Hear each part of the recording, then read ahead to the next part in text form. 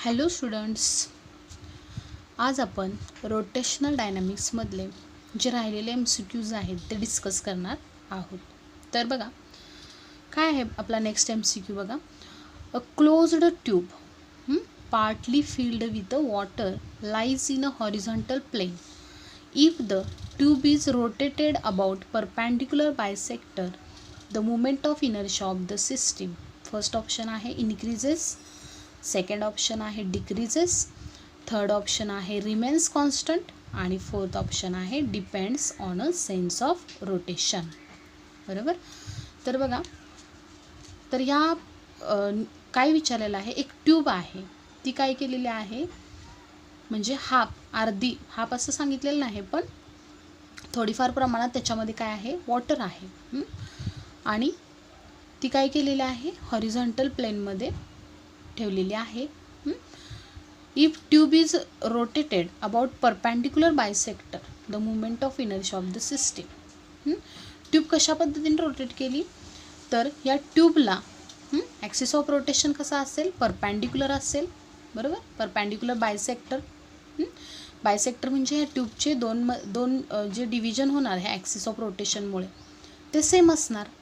Right, दोन division होणार त्या सेम असणार. हा बायसेक्टर हा परपेंडिक्युलर आहे या ट्यूबला. ट्यूब ही काय झालेली आहे वॉटर मोलिक्युल्स वॉटरने भरलेली आहे. तर ती हाफ भरलेली आहे, म्हणजे असं सांगितलेलं नाही हाफ वगैरे, थोडी भरलेली आहे. तर त्याचा मुवमेंट ऑफ इनर्शिया आपल्याला ह्या सिस्टमचा काय होईल, इनक्रीज होईल, डिक्रीज होईल का कॉन्स्टंट राहील असं विचारलेलं आहे. तर आपल्याला माहीत आहे की मुवमेंट ऑफ इनर्शियाचा जनरल फॉर्म्युला काय आहे, I=mr². आता जेव्हा रोटेशन होणार आहे, rotation water particles एक्झर्ट्स outward force. जेव्हा रोटेट होणार आहे ट्यूब ॲक्सिस ऑफ रोटेशनच्या भोवती, तेव्हा जे वॉटर मोलिक्युल्स असणार आहेत त्याच्यामध्ये वॉटरचे पार्टिकल्स असणार आहेत. आपल्याला माहिती आहे, आपण शिकलो रोटेशन सर्क्युलर मोशनमध्ये जेव्हा पार्टिकल रोटेट होतात तर त्यांच्यावर एक आउटवर्ड फोर्स म्हणजे सेंट्रिफ्युगल फोर्स एक्झर्ट होणार आहे. त्यामुळे वॉटर मोलिक्युलचे पार्टिकल्स ट्यूबपासून काय होतील, दूर दूर जायला लागतील. म्हणजे त्याला बाहेर खेचणारा फोर्स आहे, त्यामुळे ते दूर दूर जातील. ह्या ॲक्सिस ऑफ रोटेशनपासून काय होतील, अवे जातील. त्यामुळं mr² ह्या फॉर्म्युल्यावरून ह्यांचं डिस्टन्स काय होणार वॉटर मोलिक्युल्सचं वाढत जाणार, कारण त्यांच्यावर आउटवर्ड फोर्स असणार आहे. मग डिस्टन्स जर इन्क्रीज झालं, वाढलं, तर मुवमेंट ऑफ इनर्शिया पण त्या केसमध्ये काय होणार आहे, इन्क्रीज होणार आहे. त्यामुळे आपला आन्सर काय येणार आहे बघा ह्या केसमध्ये, तर इन्क्रीजेस हा ऑप्शन काय येणार आहे आपला इथं करेक्ट येणार आहे. राईट. रिझन काय, तर in rotation water molecules एक्झर्ट्स outward force, therefore the distance increases. The distance increases, the moment of inertia also increases. Therefore the moment of inertia of the system is increases. First option काय येणार ह्या केसमध्ये correct येणार आहे. Right.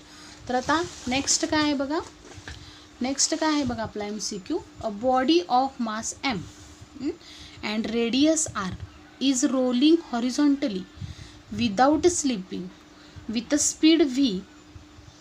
It then rolls up a hill to maximum height h.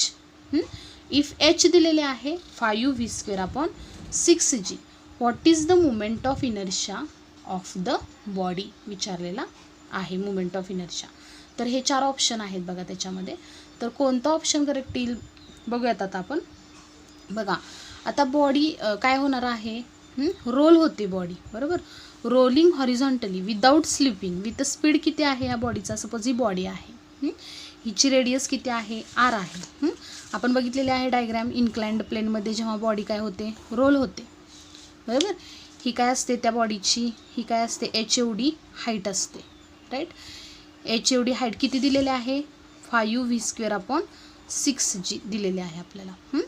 तर ह्या हाईटला आणि body आपली इथं आहे, इथून बॉडी काय होणार आहे, बॉडीची रेडियस r आहे, बॉडीचं मास m आहे, बॉडीची व्हेलॉसिटी v आहे. तर इथून कुठे जाणार आहे, ती मॅक्झिमम हाईटवर जाणार आहे h एवढ्या. मग ती h किती दिलेली आहे 5v²/6g इथंपर्यंत जाणार आहे. विदाऊट स्लिपिंग, ती बॉडी तिथून स्लिप होणार नाही, त्याच्यावरून मॅक्झिमम हाईट ती रीच करणार आहे. तर what is the movement of energy of the body हे आपल्याला काढायचं आहे. तर आपण बघा डेरिवेशन सॉल्व करताना पण बघितलेलं. तर काय होतं इथं law of conservation of energy use करायचा. म्हणजे कायनेटिक एनर्जी काय होणार आहे, कायनेटिक एनर्जी ह्या केसमध्ये काय होणार आहे, इन्क्रीज होणार आहे. इनिशियली कायनेटिक एनर्जी असणार आहे आणि फायनली कायनेटिक एनर्जी काय होणार इथं मग जसं जसं याच्या एवढ्या हाईटवर जाणार आहे बॉडी तशी तशी त्याची पोटेन्शियल एनर्जी काय होणार आहे, इन्क्रीज होणार आहे. म्हणजे कायनेटिक एनर्जी डिक्रीज होऊन त्याचं कन्वर्जन कशात होणार आहे, पोटेन्शियल एनर्जीमध्ये होणार आहे. म्हणजे बॉडी इथून जाऊन कुठंपर्यंत जाणार आहे, याच्या एवढ्या मॅक्झिमम हाईटवर जाणार आहे. म्हणजे तिची पोटेन्शियल एनर्जी काय होणार आहे, इन्क्रीज होणार आहे. म्हणजे kinetic energy initial is equal to potential energy final because of law of conservation of energy, right. मग कायनेटिक एनर्जीचा फॉर्म्युला काय असतो, 1/2 mv². बघा मी तुम्हाला सॉल्व करून दाखवते. Kinetic energy initially is equal to काय, पोटेन्शियल एनर्जी फायनल. मग कायनेटिक एनर्जी इनिशियली किती आहे आपली, 1/2 mv², राईट. आणि पोटेन्शियल एनर्जी किती असणार आहे आपली, mgh, राईट. मग आता इथे h किती दिलेले आहे बघा आपल्याला, h किती दिलेले आहे, 5v²/6g एवढी h दिलेली आहे. मग सॉल्व करून घेऊयात बघा हे आता. आता कायनेटिक एनर्जी इनिशियल ही झाली ट्रान्सलेशनल. जेव्हा बॉडी रोल होत असते तेव्हा त्याच्याकडं कायनेटिक एनर्जी ट्रान्सलेशनल असते, प्लस कायनेटिक एनर्जी कोणती असते, म्हणजे आता इथं आपली एक टर्म मिस झाली बघा. कायनेटिक एनर्जी किती असते रोलिंग मोशनची, तर kinetic energy translational 1/2 mv² plus kinetic energy rotational म्हणजे कोणती, 1/2 I⍵², राईट.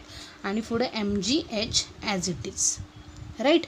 म्हणजे kinetic energy translational plus kinetic energy rotational अशी रोलिंग मोशनची कायनेटिक एनर्जी असते. आपण बघितलेलं आहे चॅप्टर डेरिवेशनमध्ये बघितलेलं आहे. तर v is equal to r⍵ असतं relation. Therefore omega is equal to काय येणार, v/r. हे पण माहीत आहे आपल्याला. मग काय करूयात बघा आता, 1/2 mv² प्लस 1/2 I⍵² ची व्हॅल्यू पुट करूयात, v²/r² is equal to mgh, right. आता इथे h ची व्हॅल्यू पण पुट करूयात आपण. h ची व्हॅल्यू काय बघा, 5v²/6g ही व्हॅल्यू आपण तिथे h ची पुट करूयात. एचच्या जागी ही व्हॅल्यू पुट केली. मग काय मिळणार बघा आता आपल्याला, 1/2 mv² plus 1/2 I⍵² is equal to 5/6 जीला जी इथं काय होणार आहे, कॅन्सल आउट होणार आहे. म्हणजे 5/6 mv² राहणार आहे. मग ह्यांच्यामधून काय कॉमन निघणार आहे बघा, 1/2 v², ब्रॅकेटमध्ये काय राहणार, m प्लस I/r². इथून 1/2 v² बाहेर जाणार आहे, इथून 1/2 v² बाहेर, इथं m राहणार आहे, इथं I/r² is equal to 5/6 mv², right. आता दोन्ही साईडला v² आहे कॅन्सल आउट होणार आहे. मग पुढं काय येणार बघा आता आपलं, 1/2 m प्लस I/r². मग आता हे कॅल्क्युलेट करूयात, m plus I/r² as it is 5/6 m as it is. हे 1/2 इकडे गेल्यावर नंतर काय होणार आहे सांगा, 2 इकडं वर जाणार, 2/1 होणार, म्हणजेच 2 वर जाणार. मग हे कॅल्क्युलेट केल्यानंतर किती येणार आहे बघा, हे सगळं कॅल्क्युलेट करून सॉल्व करू शकतो आपण हे. तर किती येणार बघा, I/r² इज इक्वल टू 5 हे सॉल्व करा, 5/3 m राहणार. हे m इकडे गेल्यावर काय होणार, मायनस होणार, राईट. म्हणजे I/r² इज इक्वल टू काय मिळणार मग आपल्याला, 5/3 m मायनस m किती येणार, 2/3 m मिळणार आपल्याला. कॅल्क्युलेट करा तुम्ही, 5/3 m कॉमन काढा, 5/3 मायनस 1 आणि m कॉमन म्हणजे किती मिळणार, 2/3 m. सॉल्व करून बघू शकता. म्हणजे I इज इक्वल टू काय मिळालं आपल्याला, 2/3 m. हे r² तिकडे गेल्यावर काय होणार, r². म्हणजे अशा पद्धतीने हे सॉल्व केलेलं आहे. I is equal to 2/3 mr². हा फॉर्म्युला इथं मिळणार आहे. म्हणजे काय, कोणता ऑप्शन आपला इथं करेक्ट येणार आहे बघा, I is equal to 2/3 mr². म्हणजे कोणता आहे बघा, बी ऑप्शन इथं करेक्ट येणार आहे. I is equal to 2/3 mr². आणि ते कसं आलं सॉल्व करून तुम्हाला दाखवलेलं आहे. राईट. तर आता त्याच्या पुढचा नेक्स्ट MCQ बघूयात बघा आपण. तर नेक्स्ट MCQ काय आहे बघा. Moment of inertia of a uniform circular disc about a diameter is I दिलेला आहे. Then the moment of inertia about an axis perpendicular to its plane and passing through a point on its rim will be विचारलेलं आहे. तर ह्या केसमध्ये आता moment of inertia काय येणार बघा आपला ह्या केसमध्ये. तर एक काय दिलेले आहे डिस्क दिलेले आहे uniform disk. About and diameter डिस्कच्या बाबतीत फॉर्म्युला काय असतो mr²/4. राईट. म्हणजे mr² इज इक्वल टू किती येणार मग आपलं 4I येणार आहे. तो मोमेंट ऑफ इनर्शिया आय दिलेला आहे इथं म्हणून असं लिहिलेलं आहे I is equal to mr²/4. About and डायमीटरचा आपल्याला फॉर्म्युला माहीत पाहिजे डिस्कच्या बाबतीत. मग mr² इज इक्वल टू काय येणार 4I येणार. Then the moment of inertia about an axis perpendicular to its plane. ह्या प्लेनला ॲक्सिस कसा आहे परपॅन्डिक्युलर आहे आणि तो कुठून पास होतोय passing through point on its rim. Rim म्हणजे कोणताही पॉईंट घ्या ह्या रिमवरचा. रिम म्हणजे हे कॉर्नरचे जे आहे ते ह्याला रिम म्हणतात. तर याच्यावरचा कोणताही पॉईंट घ्या. मी हा घेते पॉईंट बरोबर. मग सेंटरमधून पास होणारा हा ॲक्सिस असणार आहे आणि रिममधून पास होणारा आणि ह्या प्लेनला परपेंडिक्युलर असणारा हा ॲक्सिस असणार आहे बरोबर. हे अशा पद्धतीने दाखवू. तर याच्या अबाउट मोमेंट ऑफ इनर्शिया आपल्याला कॅल्क्युलेट करायचा आहे. फर्स्ट पार्ट तर मी तुम्हाला इथं दाखवलेला आहे. आता बघा रिंगच्या बाबतीत बघा डिस्कच्या बाबतीत बघा काय येणार आहे. आता हे तर कळालं मोमेंट ऑफ इनर्शिया डिस्कचा mr²/4 असतो अबाउट डायमीटर. मग mr² is equal to 4I आपल्याला मिळालं. आता इथं आपण बघा पॅरलल ॲक्सिस थेरम यूज करू शकतो. According to parallel axis theorem IO is equal to IC + mh². IC किती आहे बघा मोमेंट ऑफ इनर्शिया डिस्कच्या बाबतीत सेंटरमधून पास होणारा हा पॉईंट O आणि हा सेंटरमधून पास होणारा घेऊयात आपण. तर सेंटरमधून पास होणारा किती असतो मोमेंट ऑफ इनर्शिया डिस्कच्या बाबतीत mr²/2 असतो प्लस m आणि ह्या दोन पॅरलल ॲक्सिसमधलं डिस्टन्स किती आहे म्हणजे ह्या डिस्कची रेडियस r त्याचा स्क्वेअर होणार. मग mr² ची व्हॅल्यू काय आहे 4I प्लस mr² किती आहे 4I आहे. इथं व्हॅल्यू पुट करा. मग 2 इंटू 4 काय होणार 2ने भागालवा या 4ला 2I येणार. 2I प्लस काय येणार इथं 4I म्हणजेच किती मिळणार आपल्याला 6I. राईट. म्हणजे काय फॉर्म्युला काय कोणता ऑप्शन करेक्ट असणार सांगा याच्यामध्ये 6I हा ऑप्शन काय असणार आहे इथं करेक्ट असणार. सी ऑप्शन करेक्ट असणार आहे. राईट. आता नेक्स्ट काय आहे बघा two rings of the same radius and mass are placed such same radius आहे आणि मास पण सेम आहे त्या दोन रिंगचं. त्या अशा पद्धतीने ठेवलेले आहेत की त्यांचे centres are at a common point and their planes are perpendicular to each other. Then movement of inertia of the system आपल्याला कॅल्क्युलेट करायचं आहे. अबाउट अन ॲक्सिस कसा आहे passing through the centre and perpendicular to the plane of the one of ring असं सांगितलेलं आहे. M काय दिलेला आहे मास ऑफ रिंग आणि R आहे रेडियस. तर ह्या केसमध्ये मुवमेंट ऑफ इनर्शिया कसा कॅल्क्युलेट करायचा बघा. फर्स्ट ऑफ ऑल डायग्राम बघूयात आता आपण म्हणजे कन्सिडर करण्यासाठी. तर बघा रिंग आहे बरोबर. एक रिंग कशी असणार आहे अशा पद्धतीने आणि दुसरी रिंग कशी आहे बघा ह्या रिंगच्या प्लेनला परपॅन्डिक्युलर. दोघी एका कॉमन पॉईंटमध्ये आहेत बघा. त्यानंतर बघा मुवमेंट ऑफ इनर्शिया सिस्टीमचा विचारलेला आहे. ह्या होल सिस्टीमचा मुवमेंट ॲक्सिस कसा आहे या रिंगच्या परपॅन्डिक्युलर आहे. सेंटरमधून पास होतोय आणि perpendicular to the plane of the ring. Right. मग बघा एका रिंगच्या जर तो काय होत असेल सपोज इंडिव्हिज्युअल काढते मी रिंग्स बघा ह्या दोन. एका रिंगच्या जर ॲक्सिस काय होत असेल सेंटरमधून पास होत असेल राईट. तर दुसऱ्या रिंगच्या बाबतीत ॲक्सिस कसा पास होणार आहे ह्या रिंगला तो ॲक्सिस कसा असणार आहे पॅरलल असणार आहे. म्हणजे दुसऱ्या रिंगच्या बाबतीत बघा ॲक्सिस अशा पद्धतीने येणार बरोबर.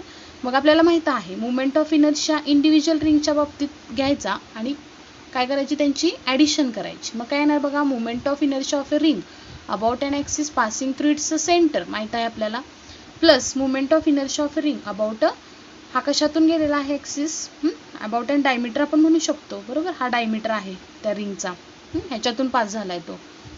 मग ह्या दोन मुवमेंट ऑफ इनर्शिया रिंगच्या बाबतीत सम करायची म्हणजे आपल्याला काय मिळणार, ह्या टोटल कंप्लीट सिस्टीमचा मुवमेंट ऑफ इनर्शिया मिळणार. मग I S is equal to काय मिळणार, काय माहिती आपल्याला formula, movement of inertia of a ring about an axis passing through its centre M R square right, plus movement of inertia of a ring about diameter पण आपल्याला formula माहिती आहे M R square upon 2. ह्या दोघांचे addition करा, M R square plus M R square upon 2. M R square common काढूयात, इथं काही नाही म्हणजे 1 आहे, 1 प्लस इथं काही नाही म्हणजे इथं किती आहे, हाफ आहे. एम आर स्क्वेअर कॉमन काढलेला आहे बरोबर. मग काय येणार इथं, एम आर स्क्वेअर कॉमन काढल्यानंतर 1 प्लस इथून 1 राहिलं, याच्यातून हाफ राहिलं म्हणजे 1 प्लस हाफ किती येणार, 3/2 एम आर स्क्वेअर. म्हणजे सिस्टीमचा ह्या पूर्ण सिस्टीमचा मुवमेंट ऑफ इनर्शिया किती मिळणार आपल्याला, about an axis perpendicular to the plane of the ring, तर 3/2 एम आर स्क्वेअर. तर किती नंबरचा ऑप्शन करेक्ट आहे बघा, ऑप्शन किती नंबरचा करेक्ट आला आपला, तर option number 3/2 M R square. C option काय असणार आहे, करेक्ट येणार आहे राईट. आता नेक्स्ट MCQ बघूयात आपण.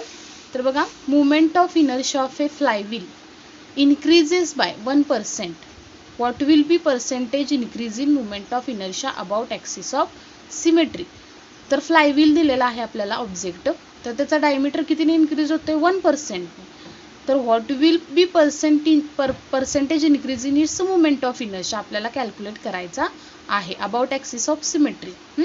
ॲक्सिस ऑफ सिमेट्री म्हणजे ॲक्सिस कुठून पास होणार असेल, सेंटरमधून पास होणार असेल. तर ऑप्शन 4 आहेत बघा, 2%, 4%, 1% आणि 0.5%. तर बघा, फ्लायव्हील म्हणजे कसा शेप असतो बघा, फ्लायव्हीलची डायग्राम जर बघितली आपण तर तो कसा शेप असतो बघा बरोबर. त्या फ्लायव्हीलचं होल मास कुठे कॉन्सन्ट्रेट झालेलं असतं, त्याचं मास कुठं कोणत्या पॉईंटला कॉन्सन्ट्रेट झालेलं असतं, तर त्याच्या रिमवर बरोबर. हे अशा पद्धतीने. मग flywheel is a kind of a ring आपण कन्सिडर करूया. Consider flywheel is a kind of ring. Ring सारखा शेप दिसतोय आपल्याला. रिंग कन्सिडर करा, डिस्क कन्सिडर करा. तर movement of inertia of a ring च्या बाबतीत काय असतो, about an axis perpendicular to its plane काय असतो, रिंगचा movement of inertia M R square right.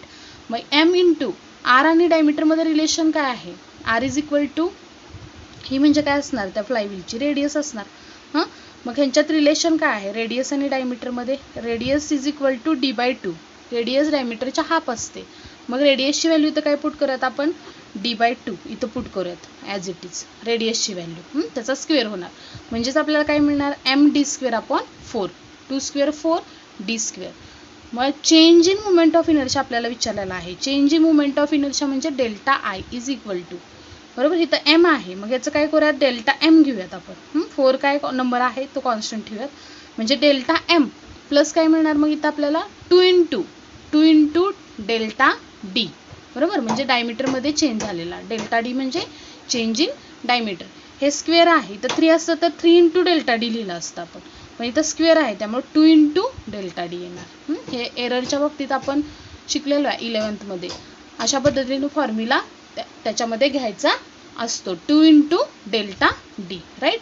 मग हे समजलं तुम्हाला. Change in movement of inertia delta I is equal to change in its mass M आणि change in its diameter delta D. 2 आहे इथं स्क्वेअर आहे त्यामुळे 2 इंटू डेल्टा डी. आता चेंज इन डायमीटर किती दिलेला आहे आपल्याला, कितीने डायमीटर चेंज होतोय, 1%ने. तर डेल्टा डीची व्हॅल्यू काय पुट करायची, 1.